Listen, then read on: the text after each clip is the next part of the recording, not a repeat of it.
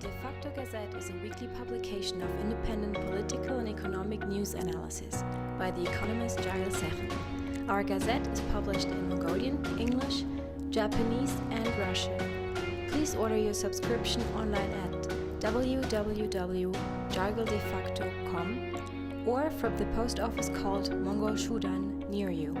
Also, you can order by phone at 7007 8916.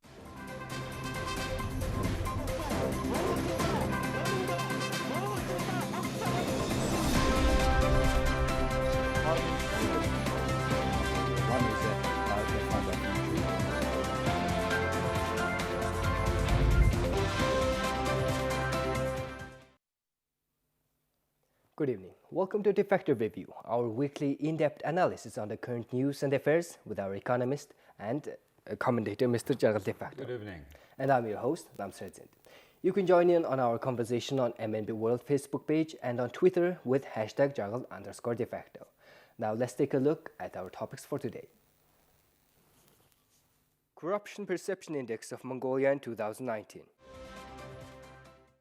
How is the competitive capacity of the provinces? Sensation of Eleg Buten Mongol campaign. Let's take a look at our first topic for today.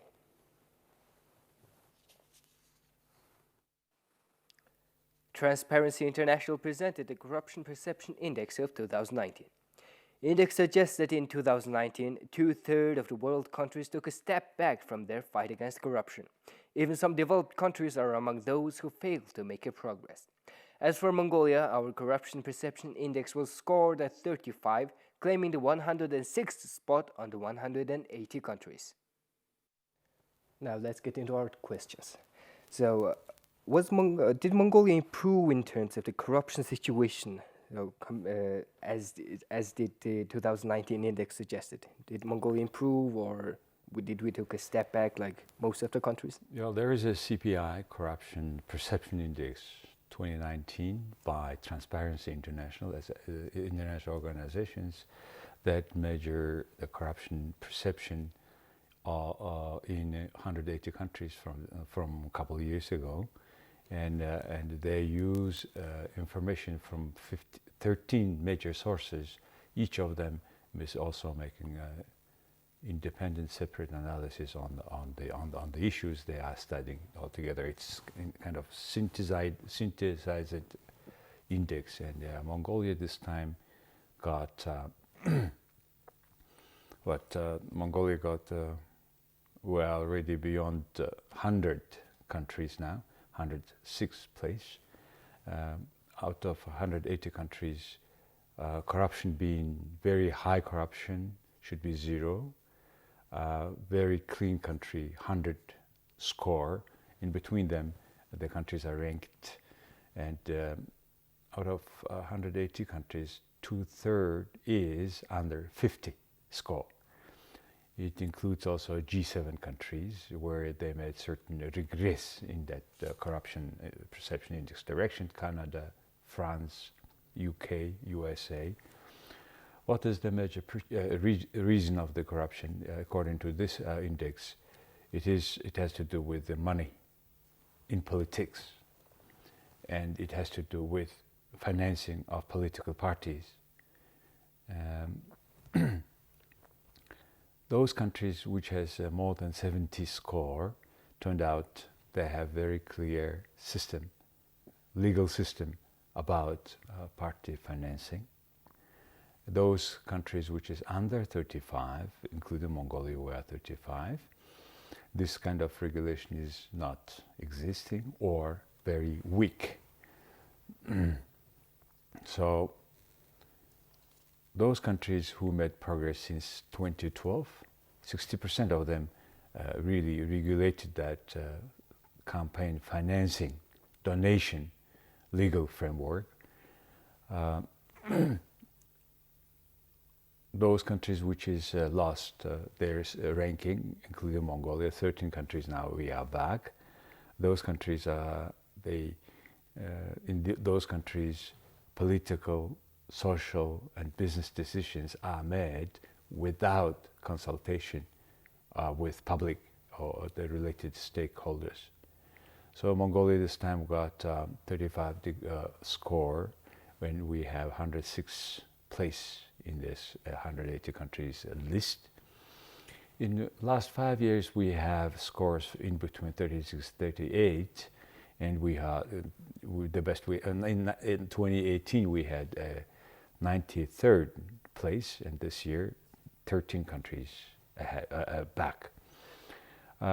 This corruption in Mongolia is, of course, being reflected in the economy. The result of the economy, the outcome of the economy is not coming to each household. And we have serious devaluation of Mongolian tugriks. We have increased poverty. The poverties keep increasing, and many people are running away to look for a better place for work, in Korea in particular. And we kind of is being reflected in attraction of foreign direct investment.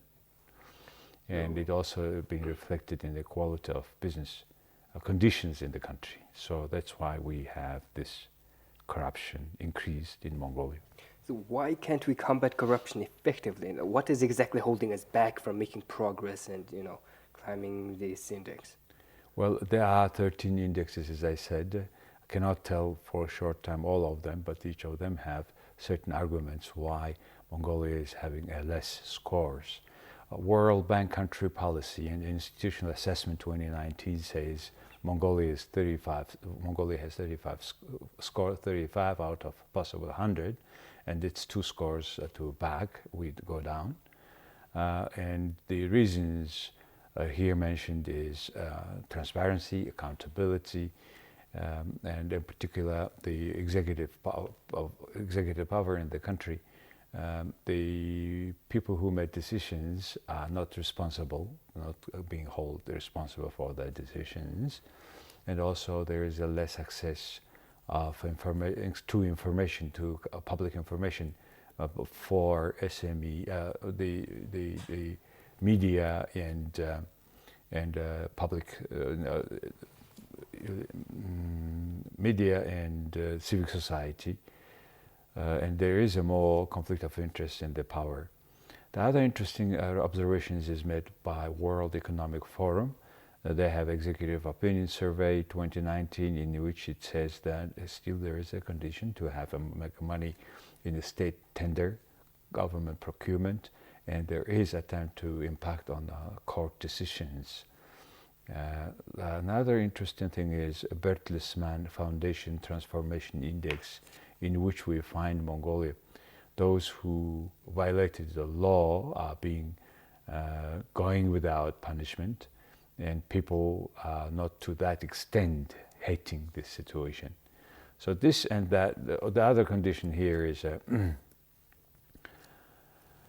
this is a World Justice Project is making a rule of law index expert survey, in which they are asking 53 questions in 4 groups. One is if the public officer can use, whether they use their job for their own interests, etc. And here we also have a lot of cases that brought. So these are the few of them, if I may mention, reasons why Mongolia has now already beyond the 100th country in the list. So how can we improve this? How can we improve the efficiency which we, fight the corruption? There is certain recommendation by the Transparency International for Mongolia in particular, and they said that the main reason of the corruption in Mongolia is those institutions, public institutions, which are supposed to work independently. Now they are working. These institutions like auditing, just a court, and the enforcement organizations work in Mongolia dependently, not independently. That's why many corruption cases disappearing, no punishment, then never reimburse the money they have stolen from the public fund. So what shall we do? According to this Transparency International indexes. There are certain recommendations. Some of them I can mention here. One is, of course, to strengthening anti-corruption, independent anti-corruption agency of Mongolia, meaning more fund, more people. Second, to make more public transparent the public procurement. Third is that state-owned enterprises. Unfortunately, state-owned enterprise amount are keep increasing in this country, which meaning more non-transparency, meaning more not clear accountability, and they have a special recommendation for those companies, and we need to implement those recommendations. It is even a handbook is written by Transparency International. Of course, more light on expenses of expenditure part of the budget, and the most importantly, very interesting proposal is made. So we should make a special court for corruption, like the many countries do, more effective. And of course, we need to have public officers nominated based on merit. And the other two interesting things is first to involve youth in a fight against corruption, in particular with the high the communication technology we have.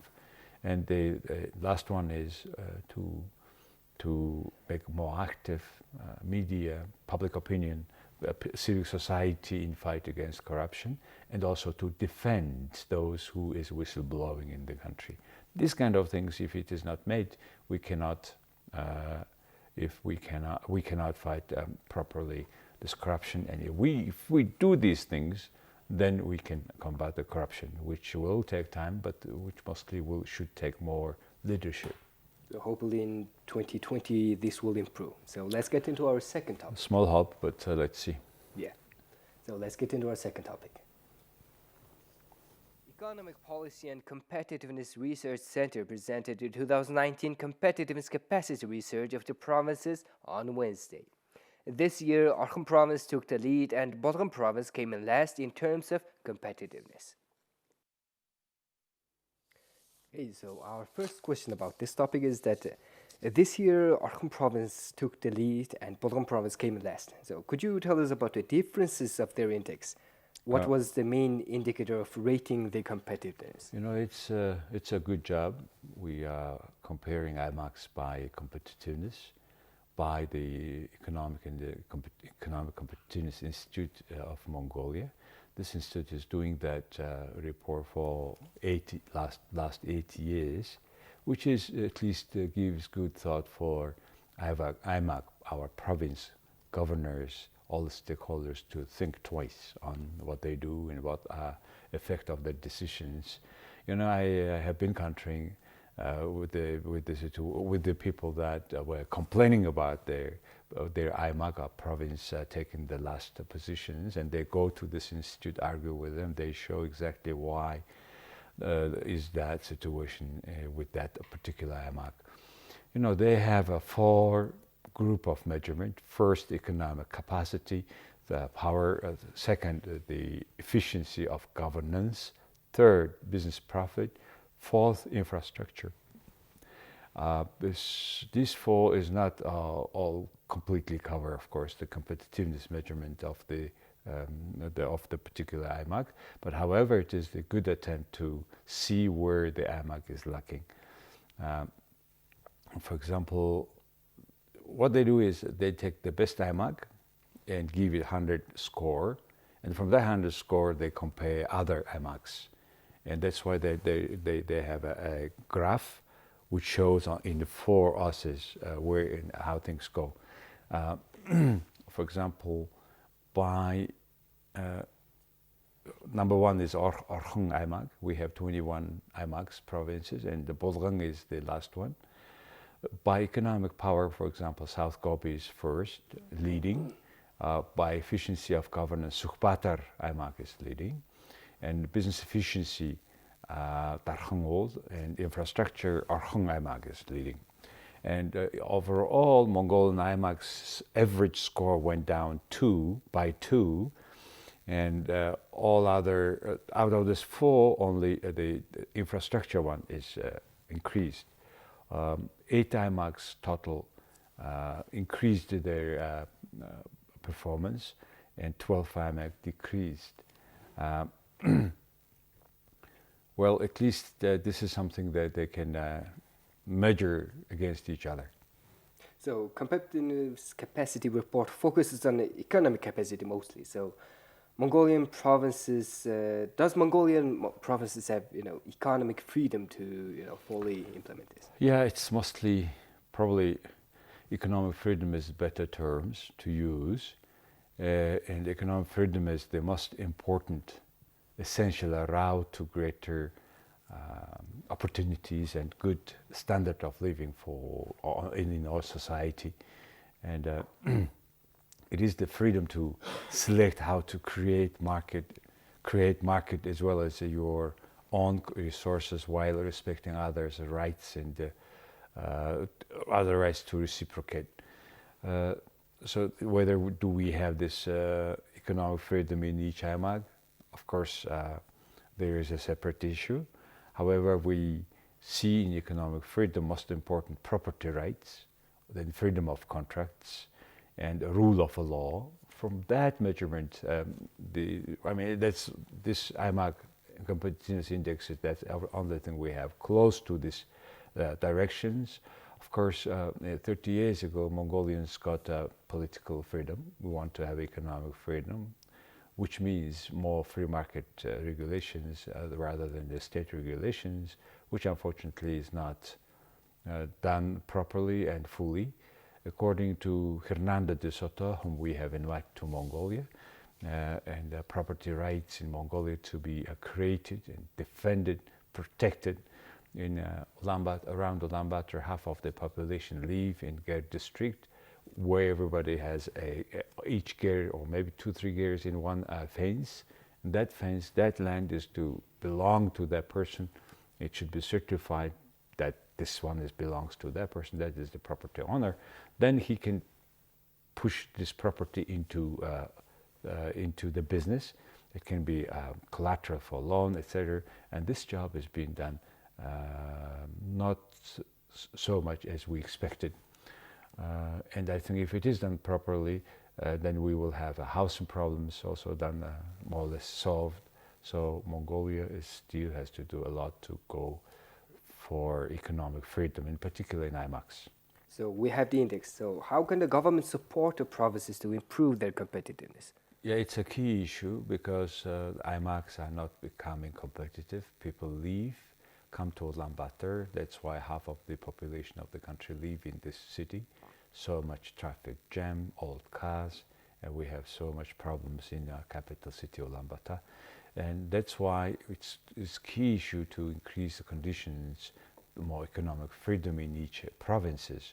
First of all, the provinces should have more financial economic freedom, meaning that when they collect taxes, immediately 2 or 3% of that taxes should go or stay where they have collected to the IMAC.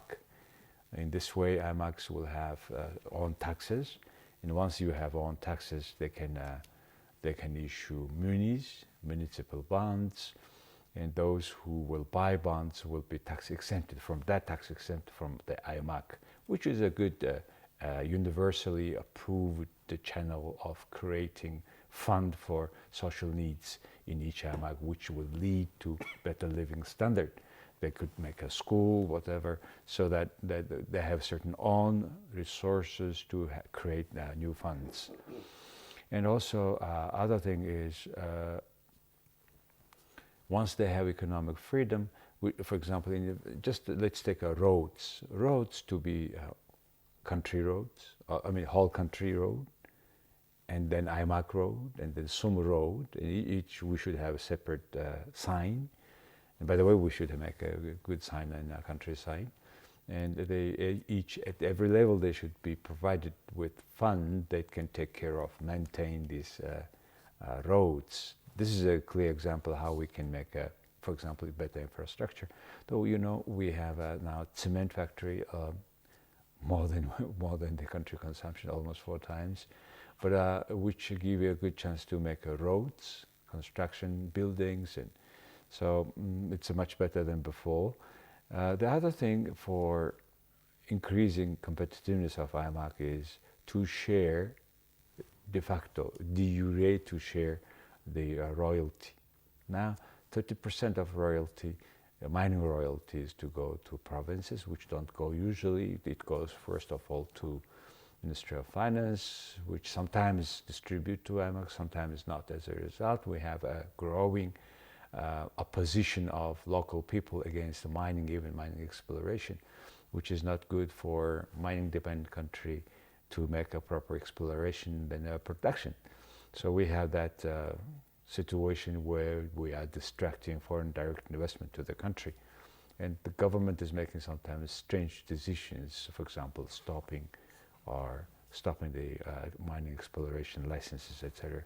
So the last one is we need to register all properties and to protect properties of people and to allow them to easier to make into turn their property. This kind of things to be made in order to have IMAX more competitive. Okay, so let's get into our third topic about Healthy Liver campaign. Campaign aimed to prevent liver cancer, Eleg Buten Mongol, started implementation in 2017. Within the scope of the project, laboratories which make agreements with Health Insurance Fund to cover expenses of hepatitis B and C virus diagnosis was inspected. 15 out of 28 laboratories did not meet the required qualification of the inspection. Okay, so let's get into our questions. Who is responsible for handing out the health insurance funds to unqualified laboratories? So only 15 after 28 laboratories were unqualified for this. Yeah, this program itself is good, sounds good. I mean, a lot of people have this liver disease, viruses, and the program, the Healthy Liver Mongolian program, started 2-3 years ago, and recently they have found out that out of 25, 13 are unqualified laboratories. It's a very clear example how Mongolian public fund is used. This is the health insurance fund is used for this kind of program at the same time when we have a separate program to prevent diseases in the country. And it's one very clear example how we are mismanaging our public funds irresponsibly. Even on the one side, on the other side, how corrupt is the system? Because in those laboratories, a patient go, and for everybody who give analysis to that laboratory, they get the money, 120,000 from that fund, which a fund is not supposed to do so. So it was a good money business for those who is making decisions. So out of 25, 13 is unqualified, and they discovered it later on. So according to some sources, some 90,000 people's analysis could be wrong, but it is refused by Ministry of Health. So still it is remaining, because if this 13, this laboratory were unqualified now recently, and they got certain penalty, of course not meeting the money they have spent. So were there no inspection beforehand? They could do this inspection before making, they can qualify these labs before giving them money, which they did not happen. So they didn't do that? They have those people who is close to this program made special benefit for themselves, giving that money to labs which is not qualified.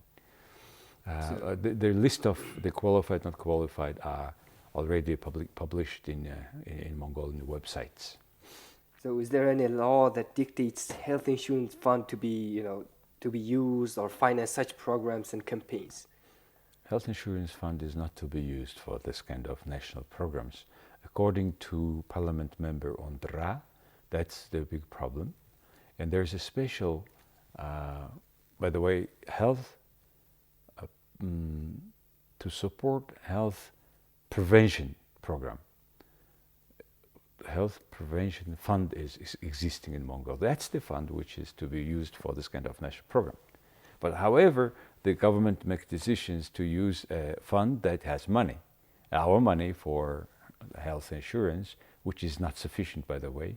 So that's why they have kind of violated law. So they didn't have the capacity to implement this project even before doing it. The authority, I would say rather, they should not be investing in spending money from that fund.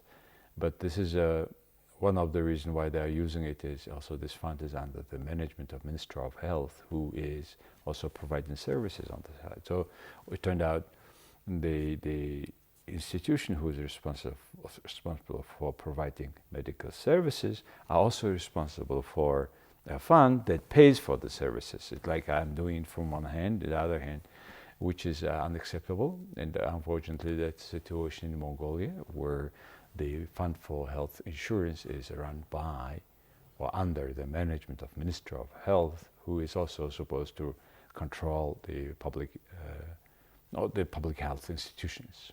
So who should be held accountable for this? Well,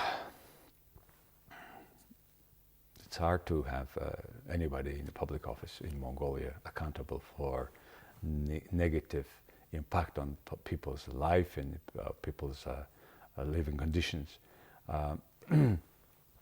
First of all, I think these 90,000 people, or the people should check whether they will give analysis to this 13 laboratory or not. If they have given to that, they need to remake analysis again with those 15 who is qualified first. Because somebody who has a virus has maybe a chance to diagnose it like not having, or vice versa. First. Secondly, in this kind of program implementation, the Mongolian state should involve more professional unions. Say, maybe there is a union of Mongolian labs. Those should be involved here. Then we have a less chance to have corrupt companies who are ready to misuse public fund. The third, this Mongolian fund of health insurance should be separate from Minister of Health. Should be separate fund, which by law the current government cannot use for this kind of program. The fourth is we need more civic society participation in decision making, and in particular controlling the result, the process of any decisions, and it has to do with more people's participation and civic society awareness. At this time now, Mongolian government is trying to issue a new law more limiting the rights of the civic society, unfortunately, and it's a very clear example where the government must have audited by mostly by participation of people and civic society and NGOs. So were there any cases of wrong diagnosis from these unqualified laboratories? Well, according to a source, it is some 90,000 people's diagnosis could be wrong, as they have given their analysis to these 13 laboratories, which later on disqualified, because some of them have even no professionals to run that, and they were receiving people's analysis. I don't know the particular analysis of medical analysis, and they were given to other labs, and who is giving the guarantee that is correct, because they were not handled with non-professionals. Okay, so unfortunately that is all the time we had for today. We will see you next week with more topics. Have a nice evening. Goodbye. Thank you very much. See you later next week at this time. Thank you. The Defacto Gazette is a weekly publication of independent political and economic news analysis by the economist Jargal. Our gazette is published in Mongolian, English, Japanese and Russian. Please order your subscription online at www.jargaldefacto.com or from the post office called Mongol Shudan near you. Also, you can order by phone at 7007 8916.